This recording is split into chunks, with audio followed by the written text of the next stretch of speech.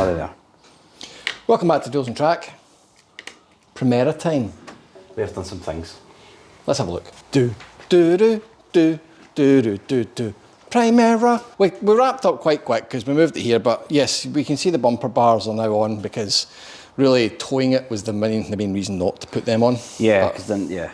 Yeah. And we don't have the intercooler hanging off, so. So the car's now here. Look at how here it is. Very here. It's here. So there's an intercooler on. Now, there's a bit of a shopping list getting drafted here because you don't want to use your intercooler pipes. No. Why? Because they were stainless steel and I forgot to gas purge them when I welded them, so. Yeah, they're not. There's a bit of slag in the inside of them, which makes it a bit sketchy to Whenever reuse. you like TIG weld stuff, if you don't gas purge it, it kind of frosts up inside. Leaves debris. It probably would be fine, but let's not risk. We do not want debris on a fresh engine. Plus, they're actually really quite heavy. Yeah, so remaking them out of aluminium is Yes. pretty much the key here. So that's going to be task, a task, not task That's number a one. task. What has been your task number one today? Well, the first time, we covered this last time, but we need to attach this, right? Because it's getting ran in on the Nissan-based ECU. Right. So we need the airflow meter, which meant this, in a previous episode, was made so we could eventually use that for the boost control wiring and use these two for the air temp sensor. Okay, because this will get aftermarket ECUs. Yes, but for the moment, I've just used that loom to connect the airflow meter up so that we've got everything to make it run. So Cool. that's all done. If you look down here, It's tight. She's tight, but she's in. These extensions had to get made just to The best, space. by the way, look at the quality of those extensions. We actually still need to bolt this on as well. Forgot about that. We still need to bolt that I on. made them. Anyway, The issue with this is if you look down here, the rail is unbelievably close to Oh, yeah. everything. So with the non-short injectors, the Denso ones, the rail was basically up against the manifold. So you had to take the whole manifold apart to get the injectors out. We've now changed to Bosch EV 14,000cc jobs, lovely. but they obviously don't need ballast resistor anymore. So I have made up Loom adapters. new looms, not adapters, just new looms. Just new looms. So we new did looms. plan this. You'll see here there's two plugs where Yes. we just chopped off the old, let's be honest, horrific loom. Yeah, so I already put two Deutsch plugs on and then populated them with like the power feeds for the injectors and the signals for both. And this is something, right? See if you're going to use two sets of connectors. Male and female. Yes, don't use the same on one side because then it means you can inadvertently plug the wrong ones in. Why not just use those stupid wee adapters that go on top of the injectors? Number one, there's no room. Yeah. And number two, they're terrible. Like, do get signal not loss and all under sorts. any circumstances run those in your car, because the amount of people that have ran them and they sit and wiggle and vibrate with the engine, lose connection, boom, blow your engine up. So the next step is we're going to fit these. Yes. I say we. I'm not These gonna do that. these We're on will camera. need a bit of dressing to get them. Like, they go in a bit of a strange path because of the room. Our main target at this stage, considering we've just built this horrifically complex and annoying engine to build, is to make sure it runs. So Yes, I still need to tidy this away, but I will tidy that away. I believe you. I mean, we all believe you. We've seen that you've made the loom in. So what else would stop this going? Fuel lines. Oh yeah, so that was another part of us doing the brake lines. You'll see there's two wee spouty boys just sitting there. Yeah, we'll they run with the brake lines, so we're gonna have to re-terminate them up to the fuel rail and all. Yeah, there's a filter that goes here, and then it goes into this regulator here. So Yeah. it's like it's not a big run, but it's just something that needs done. That has to be done obviously before we can start the thing.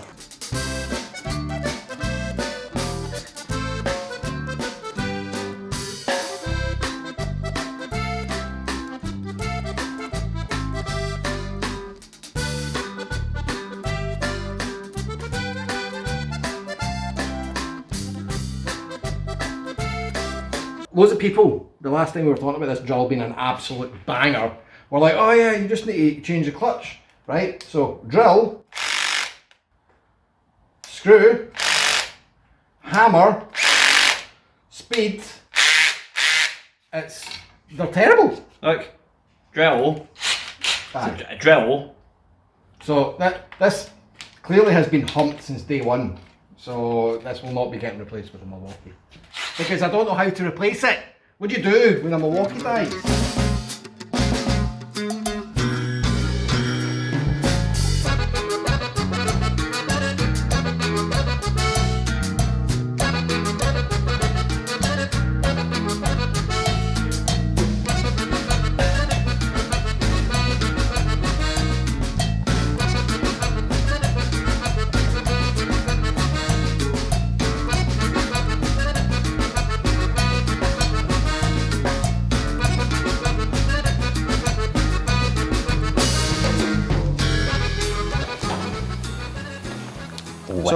Primera episode 10. But we've got it here. We've obviously kind of broke the back on starting things off, but we've also done a list. And unlike my lists on a low cost, this probably is the list that it needs top to bottom. There's not, I mean, there's really actually not a huge amount left to do in the grand scheme of things. Yeah, this isn't a spicy list. This isn't like building engines in here. And the key thing is a lot of the things on this list, right, are not actually requirements as such for the car to go and move and drive and stuff. We've got like first thing, fuel line brackets, fuel. So you probably see we've got the fuel filter side of the hose in the engine bay, but the problem with that is we've still got the tank underneath the car. Yes. And we don't have a ramp to put it on yet, so we're going to come back to that. Yeah, that's to get access to that. It's like you can get to that side from the seat, but the problem is you still need someone underneath to then push them onto the hard lines that we made. Yeah. And we've got some wee brackets. So what we've done is we made all the brackets up to the front of the car. Yeah. But we didn't manage to get the ones that kind of hold it up against the firewall made, and they're quite critical because it will wobble and fracture if we don't put them on. Yeah. Obviously, we'll go through these as we do them, but the next thing on the list is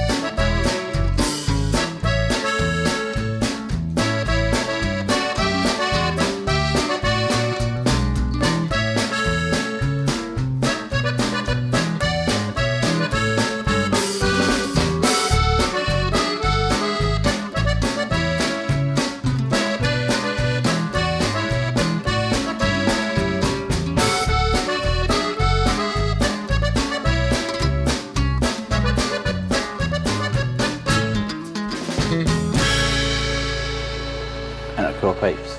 Well, pipes is Pipe. Plurals. I don't want any joins. No. I mean, yeah, it is one link. Words, Tommy. Yeah, one long continuous pipe, which is good because you don't get boost swelly nonsense, but it's a long, long way from there to there. And also, that all went together in one go. Yeah. The only thing I had to do is obviously these now get in the way because when we done the original intercooler pipes that are stainless, these weren't here. Also, your original ones were 3-inch.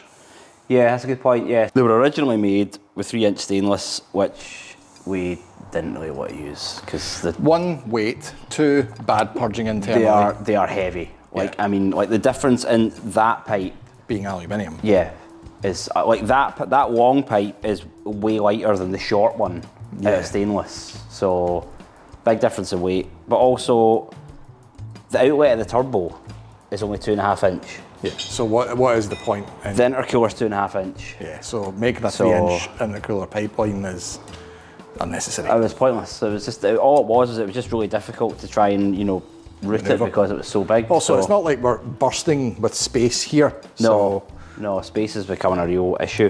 Yeah. So what we're probably not going to show you is 400 hours of TIG.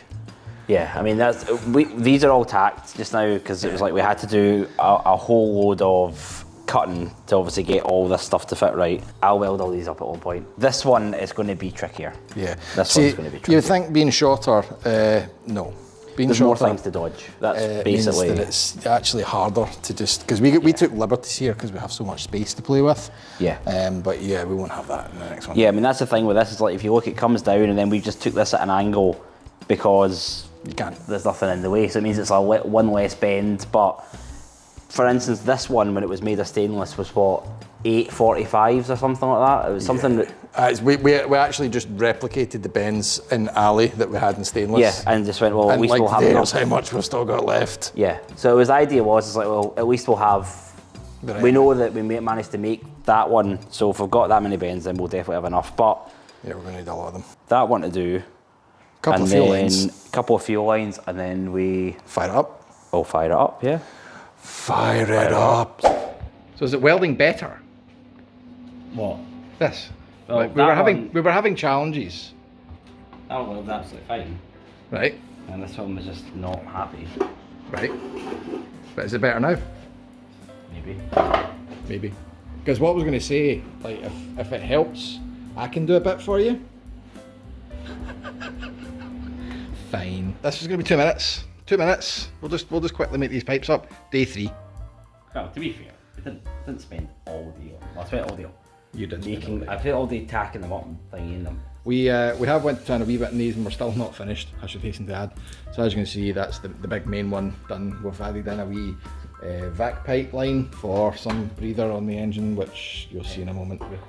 It requires it. We still will need to Bead-roll these, yeah. Yeah, but I was going to weld them, and I'm like that. Like, we need a bead roller anyway. yeah, I think So we'll treat ourselves to some fancy new tools and make these proper. So we'll do that, but for the moment we're done. well, we're going to fit them. We're going to fit them. Make sure they fit. The debris. Yeah, give that a wee who's out.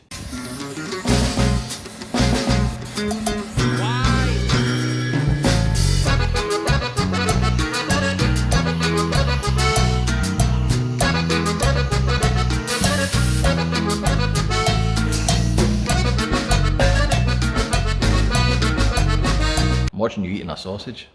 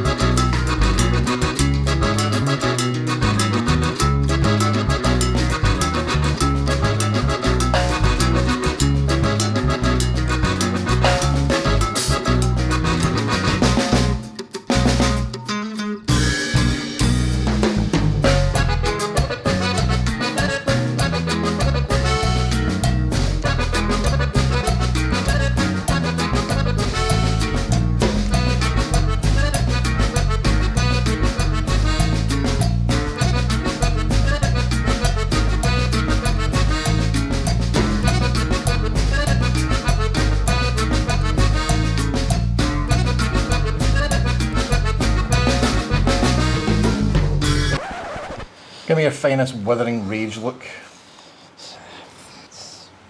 Nissan stuff. So, keen followers of the Primera will remember what this looks like. Yeah. This is the water pump. Now, that is not in the car. Yes, so we went to start it, didn't we? Yeah. Put coolant in, got a bit of coolant in. Brian very rapidly spotted that there was coolant coming out the other side where I was filling it up. At a rate that would make you think a hose wasn't connected. Yeah, it was pretty bad. It turns out it was coming from the water pump. So before anyone goes, oh, why did you fit an old water pump, blah, blah, blah. This is old Nissan stuff, right? Yeah. There was a 3-month wait on this water pump and we don't have 3 months. No. So this pump took the executive decision that it felt good. Yeah, it's still feels like good. tight on the seal. The bearing's absolutely fine, but this pump hadn't even done that many miles. Yeah, like it just wild. Done hardly any. We had coolant coming out. It looked like it was coming from the telltale. We couldn't figure out. So if we just put some in.